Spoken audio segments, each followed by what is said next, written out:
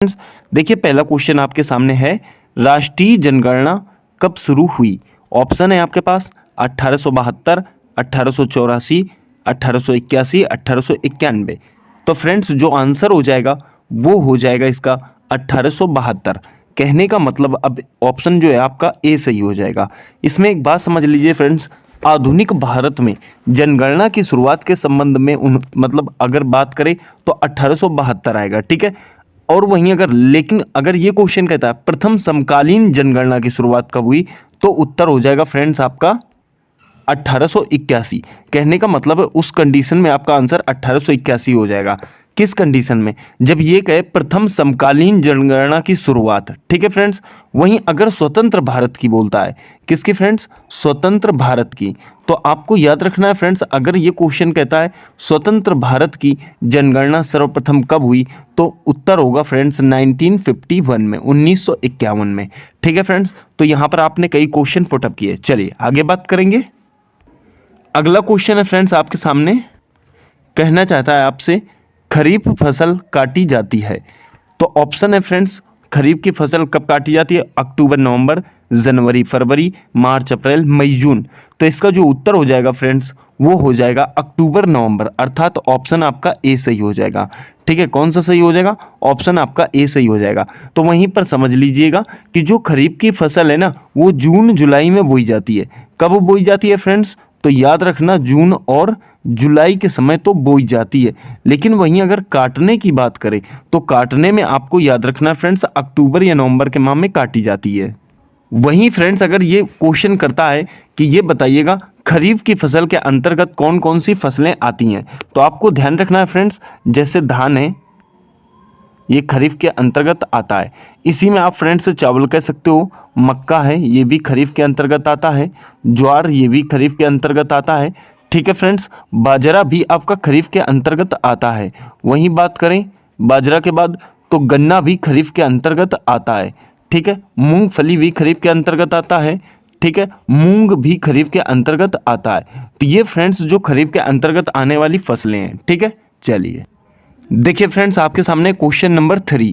Question number 3 क्या कहना चाहता है, चंद्रमा पृथ्वी का एक चक्कर कितने दिन में लगाता है। चंद्रमा पृथ्वी का एक चक्कर कितने दिन में लगाता है। आपके पास ऑप्शन है फ्रेंड्स 28, 30, 29, 31।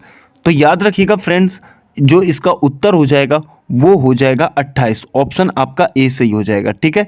कौन सा ऑप्शन सही हो जाएगा, ऑप्शन ए सही हो जाएगा, क्योंकि जो इसका सटीक डाटा है वो फ्रेंड्स 27.3 दिन है। कितना है, 27.3 दिन में लगाता है। और एक बात ध्यान रखना, चंद्रमा पर गुरुत्वाकर्षण पृथ्वी से 1/6 है। क्या फ्रेंड्स, गुरुत्वाकर्षण। अगर क्वेश्चन गुरुत्वाकर्षण के बारे में पूछता है तो पृथ्वी का कितना है फ्रेंड्स, 1/6 है। ये बात आपको याद रखनी है। तो इसका उत्तर क्या हो जाएगा, चंद्रमा पृथ्वी का एक चक्कर 28 दिन में लगाता है। वहीं अगर क्वेश्चन फ्रेंड्स ये पूछ लेता है कि पृथ्वी सूर्य का चक्कर कितने समय में लगाती है, तो फ्रेंड्स याद रखना जो पृथ्वी है ना ये सूर्य का चक्कर जो है, ये सूर्य का चक्कर जो है 365 दिन में लगाती है, 365 दिन। और फ्रेंड्स इसमें घंटे भी होते हैं, लगभग 6 घंटे, जो बाद में एक लीप ईयर का निर्माण कर देते हैं, ठीक है फ्रेंड्स। तो ये भी आपको याद रखना है। देखिए फ्रेंड्स क्वेश्चन 4 आपके सामने है, क्या कहना चाहता है क्वेश्चन 4। तो क्वेश्चन 4 कह रहा है सम्राट अशोक किस वंश से संबंधित थे। क्या, सम्राट अशोक किस वंश से संबंधित थे। ऑप्शन है मौर्य वंश, गुप्त वंश, नंद वंश, शुंग वंश। इसका जो उत्तर हो जाएगा फ्रेंड्स वो हो जाएगा मौर्य वंश। कहने का मतलब है सम्राट अशोक मौर्य वंश से संबंधित थे और ऑप्शन ए सही हो जाएगा। ये जो थे ना पिता, इनके पिता का नाम जो था बिंदुसार था। क्या था फ्रेंड्स, पिता का नाम क्या था, बिंदुसार। ये वही सम्राट हैं जिन्होंने कलिंग का युद्ध लड़ा था, ठीक है फ्रेंड्स। तो ये बात आपको याद रखनी है, सम्राट अशोक मौर्य वंश से संबंधित हैं जिनके पिता का नाम था बिंदुसार। और अगर माता की बात करें, अगर माता की, तो माता का नाम फ्रेंड्स रानी धर्मा था। क्या था माता का नाम, रानी धर्मा था, ठीक है फ्रेंड्स। तो आशा करता हूँ समझ में आ गया होगा। चलिए आगे बात करेंगे। देखिए फ्रेंड्स क्वेश्चन आपके सामने 5 कह रहा है राष्ट्रपति पर महाभियोग लगाने का प्रस्ताव पेश किया जाता है। ऑप्शन है आपके पास केवल लोकसभा में, संसद के किसी भी सदन में, केवल राज्यसभा में, इनमें से कोई नहीं। तो आपका जो उत्तर हो जाएगा वो हो जाएगा संसद के किसी भी सदन में। ऑप्शन जो है ना आपका बी सही हो जाएगा। कौन सा सही हो जाएगा? ऑप्शन बी सही हो जाएगा। अर्थात राष्ट्रपति पर महाभियोग लगाने का प्रस्ताव संसद के किसी भी सदन में पेश किया जा सकता है। ये बात आपको याद रखनी है। उसके बाद फ्रेंड्स एक बात और ध्यान रखनी है, अगर आपसे अनुच्छेद पूछता है किस राष्ट्रपति पर महाभियोग किस अनुच्छेद के द्वारा लगाया जाता है, तो फ्रेंड्स आपको एक बात याद रखनी है, अनुच्छेद जो होगा ना वो 61 के अकॉर्डिंग होगा। 61 के अकॉर्डिंग इस पर महाभियोग लगाया जा सकता है। ठीक है फ्रेंड्स, देखिए आगे क्वेश्चन नंबर है 6। कह रहा है जब किसी धातु को गर्म किया जाता है तो उसका घनत्व क्या हो जाता है? बढ़ता है, कोई अंतर नहीं होता, कम हो जाता है, या इनमें से कोई नहीं। तो फ्रेंड्स ये एक बात याद रखनी है, जब किसी धातु को गर्म किया जाता है तो उसका घनत्व जो है ना सदैव कम हो जाता है। क्या हो जाता है? कम हो जाता है। ऑप्शन आपका सी सही हो जाएगा। ठीक है फ्रेंड्स, चलिए अगले क्वेश्चन की तरफ चलते हैं। देखिए क्वेश्चन नंबर 7 है आपके पास। तत्काल शक्ति के लिए खिलाड़ी किसका उपयोग करते हैं? ऑप्शन है सुक्रोज, विटामिन सी, नमक, दूध। तो एक बात याद रखनी है फ्रेंड्स, जो तत्काल शक्ति के लिए खिलाड़ी प्रयोग करते हैं ना वो सुक्रोज प्रयोग करते हैं। ऑप्शन ना आपका ए सही हो जाएगा, सुक्रोज सही हो जाएगा। ठीक है फ्रेंड्स, देखिए फ्रेंड्स क्वेश्चन नंबर 8 आपके सामने है। रक्त अल्पता निम्नलिखित में से किस विटामिन की कमी के कारण होता है? ठीक है, तो ऑप्शन है vitamin A, vitamin B12, vitamin C, vitamin D. तो आपका जो उत्तर हो जाएगा वो हो जाएगा विटामिन सी। कहने का मतलब है ऑप्शन आपका सी सही हो जाएगा। सी का फ्रेंड्स सी ही हो जाएगा। ठीक है, कहने का मतलब है विटामिन सी के कारण जो है रक्त अल्पता की प्रॉब्लम्स होती हैं। अब एक बात बताना चाहता हूँ फ्रेंड्स, उस पर गौर कीजिएगा। जैसे यहाँ पर क्वेश्चन कई प्रकार से पूछता है। देखिए विटामिन ए आया है ना फ्रेंड्स सबसे पहले नंबर पे। अगर विटामिन ए की बात करें तो विटामिन ए का रासायनिक नाम रेटिनॉल होता है और इसकी कमी से जो रोग होता है वो होता है रतौंधी। क्या होता है फ्रेंड्स? रतौंधी होता है। किसकी कमी से? विटामिन ए की कमी से। वहीं फ्रेंड्स बात करें विटामिन B12, तो इसमें फ्रेंड्स विटामिन जो B12 है ना इसको साइनोकोबाल्मिन कहते हैं। क्या होता है? साइनोकोबाल्मिन होता है। और एनीमिया होता है। कौन सा होता है फ्रेंड्स? B12 से एनीमिया होता है। ये बात आपको याद रखनी है। और इसे ना एनीमिया को ही पांडु रोग कहते हैं। कौन सा रोग कहते हैं? पांडु रोग कहते हैं। ये बात आपको याद रखनी है। सी की बात करें फ्रेंड्स तो सी जो है ना इससे क्या होता है? सी से स्कर्वी होता है। क्या होता है? स्कर्वी। और इसको अगर बोलें तो एस्कॉर्बिक एसिड बोलते हैं। स्कर्वी का मतलब क्या होता है? मसूड़ों का फूलना। ठीक है, आगे देखिए आपके पास जो विटामिन डी है कैल्सीफेरोल। क्या होता है? कैल्सीफेरोल, जिसे आप क्या कहते हो? रिकेटस कहते हो। ठीक है फ्रेंड्स, रिकेटस कहते हो। तो ये बात आपको याद रखनी है। अब एक बात और समझ लीजिएगा, जैसे क्वेश्चन करता है कि वसा में घुलनशील विटामिन, तो आपको एक बात याद रखनी है। अगर क्वेश्चन कहता है वसा में घुलनशील विटामिन कौन से हैं, तो वसा में घुलनशील विटामिन के लिए एक ट्रिक याद रखना फ्रेंड्स, कीड़ा, KEDA। ये फ्रेंड्स क्या है? कीड़ा एक ट्रिक है जो वसा में घुलनशील है। अब फ्रेंड्स दो बचे, कौन कौन से बचे? एक बी और एक सी। तो ये जो दोनों है ना ये जल में घुलनशील हैं। किस में घुलनशील हैं? जल में घुलनशील हैं। तो फ्रेंड्स यहाँ पर बहुत सारे क्वेश्चन आपके तैयार हो गए। चलिए आगे देखेंगे। देखिए क्वेश्चन नंबर है आपके पास 9। पानी की स्थायी कठोरता को दूर की जा सकती है किसके द्वारा? सोडियम क्लोराइड से, जियोलाइट से, कैल्शियम क्लोराइड से, मैग्नीशियम सल्फेट से। क्वेश्चन नंबर 9 का जो आंसर हो जाएगा वो जियोलाइट से हो जाएगा। ऑप्शन आपका बी सही हो जाएगा। ठीक है,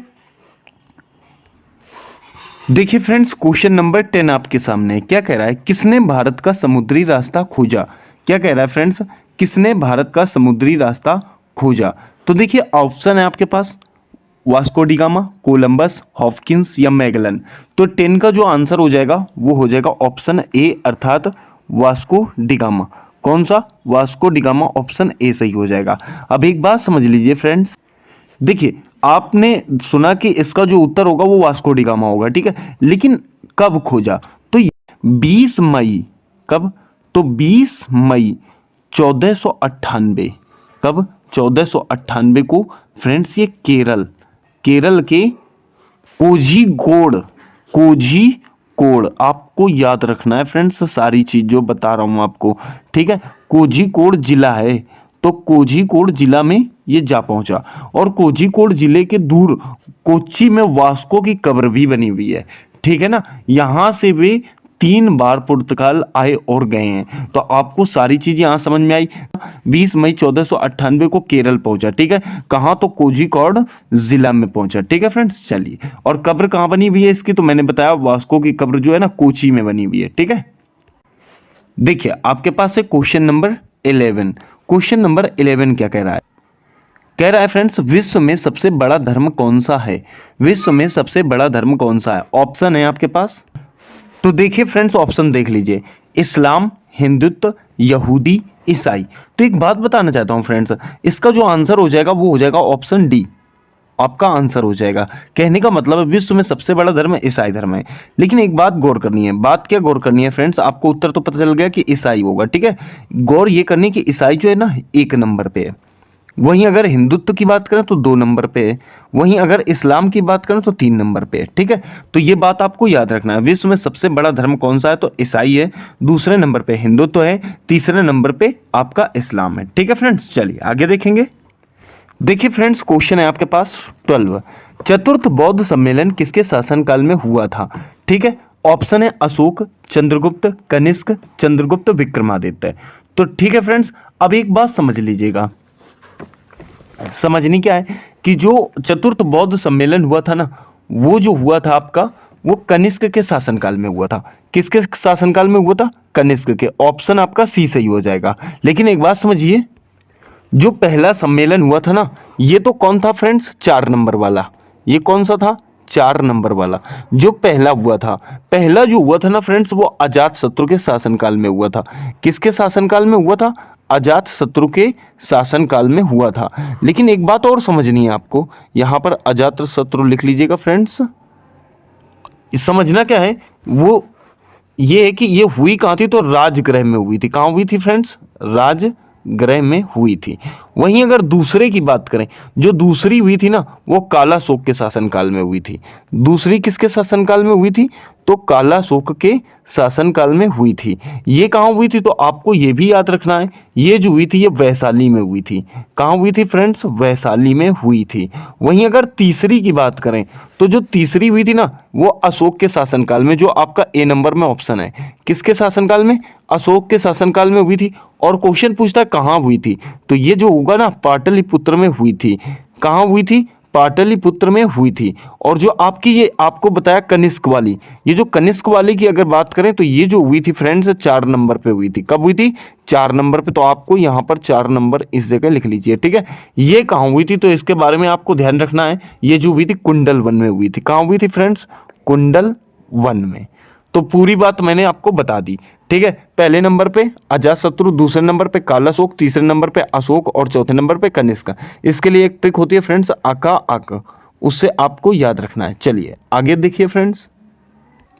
देखिए बात करेंगे क्वेश्चन नंबर 13 की। क्या कहना चाहता है आपसे? कह रहा है चालुक्य शासक पुलकेशन द्वितीय ने किसे हराया? आपके सामने ऑप्शन है समुद्रगुप्त, चंद्रगुप्त द्वितीय, हर्षवर्धन, धर्मपाल। तो इसका जो उत्तर हो जाएगा ना, वो हो जाएगा आपका हर्षवर्धन। ऑप्शन सी सही हो जाएगा। कौन सा सही हो जाएगा? ऑप्शन सी सही हो जाएगा। अब एक बात समझ लीजिएगा, जहां पर बात आई है अब पुलकेशन द्वितीय की, तो जो पुलकेशन द्वितीय थे, सबसे पहले एक बात समझ लो कि ये इनकी जो जानकारी मिलती है, क्वेश्चन पूछता है पुलकेशन द्वितीय के बारे में जानकारी हमें कहाँ से मिलती है? तो एहोल अभिलेख से मिलती है। किससे मिलती है? एहोल अभिलेख से मिलती है। सबसे बड़ी बात आपको ये याद रखनी है, ठीक है। उसके बाद इनकी उसकी बात करें कि इन्होंने कौन कौन सी उपाधियां ली थी, तो देखिए पृथ्वी वल्लभ, सत्याश्रय, ये उपाधियां इन्होंने ली थी। और एक बात याद रखनी है फ्रेंड्स, वो बात ये है कि मैंने आपको बताया था अभी कि मतलब इनकी जो जानकारी मिलती है टोटल एहोल अभिलेख से मिलती है। आपको एक बात पता होगी फ्रेंड्स कि जो चीनी यात्री था, या कह सकते हो चीनी बौद्ध भिक्षु वैनसोंग, वो किसके दरबार में भारत आया था? तो हर्षवर्धन के दरबार में भारत आया था। लेकिन चीनी यात्री वैनसोंग स्वयं पुलकेशन के दरबार में उपस्थित भी हुआ था। ये बात आपको याद रखनी है। और वो कहते हैं, वैनसोंग कहते हैं कि पुलकेशन के विदेशी राजाओं से मधुर संबंध थे, ठीक है फ्रेंड्स। ईरानी शासक खुसरो द्वितीय उसका परम मित्र था। ये बात आपको याद रखनी है, ठीक है फ्रेंड्स। चलिए आगे बताएंगे। देखिए अगला क्वेश्चन है क्वेश्चन नंबर 14। कह रहा है क्वेश्चन नंबर 14, क्वेश्चन कहना चाहता है राइडर कप का संबंध किस खेल के साथ है। ऑप्शन है आपके पास फुटबॉल, गोल्फ, बैडमिंटन, क्रिकेट। तो क्वेश्चन नंबर 14 का जो आंसर हो जाएगा वो हो जाएगा गोल्फ। ऑप्शन आपका बी सही हो जाएगा। ठीक है फ्रेंड्स, कौन सा सही हो जाएगा? बी सही हो जाएगा। राइडर कप का संबंध गोल्फ से। ठीक है, तो फ्रेंड्स अब बात हुई है गोल्फ की, तो गोल्फ से संबंधित और भी कप हम समझ लेते हैं। ठीक है, और कप कौन कौन से हैं? तो एक तो आपने देख लिया राइडर कप हो गया। ठीक है, दूसरा फ्रेंड्स एक होता है बाकर कप। कौन सा कप? एक होता है बाकर कप, दूसरा होता है फ्रेंड्स सर्किट कप। कौन सा? Circuit cup. देखिए एक हो गया बाकर कप, एक हो गया सर्किट कप, राइडर कप आपके पास सही। एक और याद रखना है फ्रेंड्स, डन हिल कप। कौन सा? डन हिल कप। तो ये जो है ना, ये आपको 3 कप और याद रखने हैं इसके सिवा। ठीक है फ्रेंड्स, तो ये किससे संबंधित है? गोल्फ से। बाकर कप, सर्किट कप और आपका जो अगला मैंने बताया डन हिल कप। ठीक है फ्रेंड्स, तो ये गोल्फ से संबंधित कप हैं। चलिए अगला क्वेश्चन देखिए फ्रेंड्स, क्वेश्चन नंबर 15 क्या कह रहा है? निम्न में से कौन सा संगठन सबसे पुराना है? ऑप्शन है IMF, WHO, ILO, FAO। तो फ्रेंड्स इसका जो आंसर हो जाएगा, कहने का मतलब है जो सबसे पुराना संगठन है वो है फ्रेंड्स ILO। कौन सा है फ्रेंड्स? ILO। ऑप्शन आपका सी सही हो जाएगा। अब देखिए इसके बारे में समझ लेते हैं। ILO को पहले समझ लीजिए फ्रेंड्स, इसकी फुल फॉर्म जो होती है ना वो होती है अंतरराष्ट्रीय श्रम संगठन, अर्थात इंटरनेशनल लेबर ऑर्गेनाइजेशन। तो अंतरराष्ट्रीय श्रम संगठन। ठीक है फ्रेंड्स, मैंने आपको बताया कि इंटरनेशनल लेबर ऑर्गेनाइजेशन, इसकी स्थापना राष्ट्र संघ ने की थी। ठीक है फ्रेंड्स, अब ये समझ लीजिए कब हुई थी। ठीक है, कब हुई थी? तो 11 अप्रैल। कब हुई फ्रेंड्स? 11 अप्रैल 1919 में स्थापना हुई। वहीं अगर इसके मुख्यालय की बात करें तो फ्रेंड्स इसका जो मुख्यालय है ना वो जेनेवा में है। कहाँ है फ्रेंड्स? इसका मुख्यालय जेनेवा में है। ठीक है फ्रेंड्स, आशा करता हूं कोई दिक्कत नहीं आई होगी। अगला क्वेश्चन देखिए फ्रेंड्स, बात करेंगे क्वेश्चन नंबर 16 की। आयकर दिवस कब मनाया जाता है? तो एक बात ध्यान दीजिए, ऑप्शन है आपके पास 24 जुलाई, 25 जुलाई, 24 अगस्त, 24 सितंबर। इसका जो उत्तर हो जाएगा फ्रेंड्स वो हो जाएगा ऑप्शन आपका ए सही हो जाएगा। कहने का मतलब है 24 जुलाई को मनाया जाता है। अब इसके बारे में समझ लीजिए, जो आयकर दिवस है ना, ये पहली बात तो मैं ये बताना चाहता हूं कि 24 जुलाई 1860 को पहली बार 24 जुलाई 1860 को पहली बार सर जेम्स विल्सन के द्वारा, किसके द्वारा? सर जेम्स विल्सन के द्वारा भारत में पहली बार आयकर पेश किया गया था। ठीक है फ्रेंड्स, ये बात आपको याद रखनी है, जेम्स विल्सन भी आपको याद रखने हैं। चलिए देखिए क्वेश्चन 17, सर्वाधिक बार डाउनलोड किया जाने वाला कोरोना ट्रैकिंग ऐप कौन सा है? तो उत्तर में आप देखिएगा ऑप्शन है आयुष सेतु, आरोग्य सेतु, DIAT ऐप या इनमें से कोई नहीं। तो फ्रेंड्स इसका जो आंसर हो जाएगा ना वो आंसर हो जाएगा आपका आरोग्य सेतु। कहने का मतलब ऑप्शन बी सही हो जाएगा। उस समय फ्रेंड्स सबके मोबाइलों में ये सॉफ्टवेयर था। चलिए आगे देखेंगे। चलिए फ्रेंड्स बात करेंगे क्वेश्चन नंबर 18 की। देश का नया मुख्य सतर्कता आयुक्त किसे नियुक्त किया गया है? आपका जो उत्तर हो जाएगा फ्रेंड्स, ऑप्शन देखिए आपके सामने, विमल जुल्का, संजय कोठारी, वी विछावती और अगले हैं सुरेश एन पटेल। तो फ्रेंड्स जो आंसर हो जाएगा वो ऑप्शन डी ही सही हो जाएगा हमारा। कहने का मतलब है सुरेश एन पटेल है। अब आपके मन में एक बात चल रही होगी फ्रेंड्स, उसको समझते हैं, यही कि मुख्य सतर्कता आयुक्त क्या है। तो एक बात बताना चाहता हूं फ्रेंड्स, जो मुख्य सतर्कता आयुक्त है ना, इसका संबंध पीटीआई से है। किससे? पीटीआई से। अब पीटीआई क्या है? प्रेस ट्रस्ट ऑफ इंडिया है। ठीक है, कौन है? प्रेस ट्रस्ट ऑफ इंडिया है। तो आपको ये बात आप याद रखेंगे। चलिए देखिए फ्रेंड्स बात करेंगे क्वेश्चन नंबर 19 की। भारत का पहला स्वदेशी एंटी रेडिएशन मिसाइल का नाम है। ऑप्शन है खंडेरी, INS चक्र, रुद्रम, आकाश। तो फ्रेंड्स आपको ध्यान देना है, इसका जो आंसर हो जाएगा ऑप्शन सी सही हो जाएगा, रुद्रम हो जाएगा। क्या हो जाएगा फ्रेंड्स? रुद्रम इसका आंसर हो जाएगा। कहने का मतलब है भारत का पहला स्वदेशी एंटी रेडिएशन मिसाइल का नाम रुद्रन है। तो फ्रेंड्स ये किसके द्वारा लॉन्च किया गया था? डीआरडीओ के द्वारा। किसके द्वारा? डीआरडीओ। डीआरडीओ क्या है? Defence research and development organisation इसकी फुल फॉर्म है। ठीक है फ्रेंड्स, क्या है फुल फॉर्म?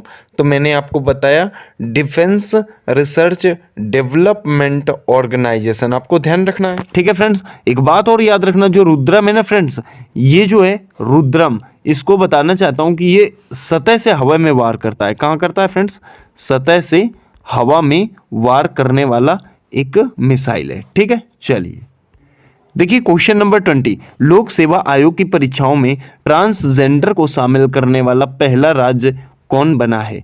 लोक सेवा आयोग की परीक्षाओं में ट्रांसजेंडर को शामिल करने वाला पहला राज्य कौन बना है? तो आपको याद रखना है फ्रेंड्स, इसके जो ऑप्शन है तमिलनाडु, कर्नाटक, असम, गुजरात। 20 का जो आंसर हो जाएगा वो हो जाएगा असम। ऑप्शन आपका सी सही हो जाएगा। ठीक है फ्रेंड्स, चलिए देखिए बात करेंगे क्वेश्चन नंबर 21 की। भारतीय संविधान सभा की संघीय शक्ति समिति के अध्यक्ष कौन थे?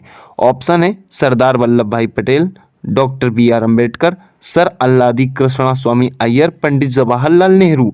आपका जो उत्तर हो जाएगा तो वो संघ शक्ति समिति के जो अध्यक्ष थे वो पंडित जवाहरलाल नेहरू थे। ऑप्शन डी सही हो जाएगा। ठीक है, वहीं बात करें फ्रेंड्स ऑप्शन ए अर्थात सरदार वल्लभ भाई पटेल की, तो जो सरदार वल्लभ भाई पटेल थे ना, ये 3 समितियों के अध्यक्ष थे। एक तो प्रांतीय के थे। किसके थे फ्रेंड्स? प्रांतीय के। तो जो प्रांतीय समिति थी उसके अध्यक्ष सरदार वल्लभ भाई पटेल थे। उसके बाद एक था मूलाधिकार, क्या मूलाधिकार के भी थे, और एक अल्पसंख्यक। ठीक है, अल्पसंख्यक के भी यही थे। तो ये 3 को आप याद रखेंगे। डॉक्टर भीमराव अंबेडकर की बात करें तो जो डॉक्टर भीमराव अंबेडकर थे वो आपके प्रारूप समिति के अध्यक्ष थे। किसके अध्यक्ष थे? प्रारूप समिति के अध्यक्ष डॉक्टर भीमराव अंबेडकर थे। ठीक है, देखिए बात करेंगे क्वेश्चन नंबर 22, बिहार केसरी उपनाम से किसे संबोधित किया जाता है? ऑप्शन है वीर कुंवर सिंह, अनुग्रह नारायण सिंह, डॉक्टर श्री कृष्ण सिंह, सच्चिदानंद सिन्हा। 22 का जो आंसर हो जाएगा वो हो जाएगा डॉक्टर श्री कृष्ण सिंह। ऑप्शन आपका सी सही हो जाएगा। ठीक है, देखिए क्वेश्चन नंबर 23, वह उपकरण कौन सा है जिससे समुद्रों की गहराई को मापने के लिए ध्वनि तरंगों का प्रयोग किया जाता है? रडार, सोनार, अल्टीमीटर या वेंदुरीमीटर। तो क्वेश्चन नंबर 23 का जो आंसर हो जाएगा वो हो जाएगा सोनार। कहने का मतलब है ऑप्शन बी सही हो जाएगा। सोनार समुद्रों की गहराई नापने के लिए काम करता है। ठीक है फ्रेंड्स, वहीं रडार की बात करें, जो रडार है ना, तो ये आसमान में उड़ने वाली किसी भी चीज को बताता है। कहने का मतलब है बॉर्डर पे लगाया जाता है फ्रेंड्स, वो चाहे एरोप्लेन हो या फिर कोई जीव जंतु हो, उस सब की डिटेल देता है। ठीक है, देखिए क्वेश्चन नंबर 24, निम्नलिखित में से कौन सी डॉक्टर हरिवंश राय बच्चन द्वारा लिखी गई कविता है? ऑप्शन है चिदम्बरा, कपाल कुंडला, कामायनी, प्रतीक्षा। तो फ्रेंड्स 24 का जो आंसर हो जाएगा वो ऑप्शन डी सही हो जाएगा। कहने का मतलब है प्रतीक्षा जो है वो हरिवंश राय बच्चन द्वारा लिखी गई कविता है।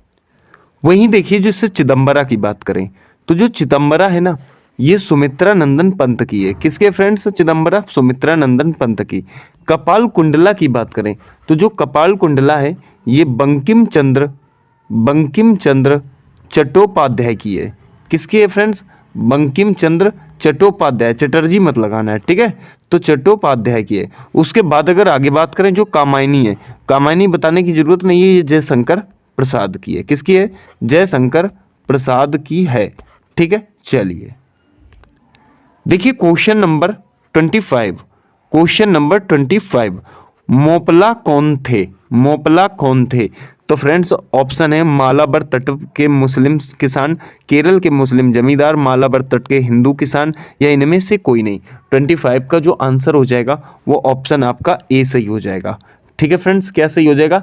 ए सही हो जाएगा। कहने का मतलब है मालाबार तट के मुस्लिम किसान जो है ना मोपला थे। ठीक है, तो आशा करता हूँ फ्रेंड्स ये टॉप 25 आपके मैंने कंप्लीट करा दिए हैं। आपने कितने क्वेश्चन किए हैं आप हमें कमेंट बॉक्स में जवाब दे सकते हैं। फ्रेंड्स मिलेंगे अगले सेशन के साथ, तब तक के लिए नमस्कार।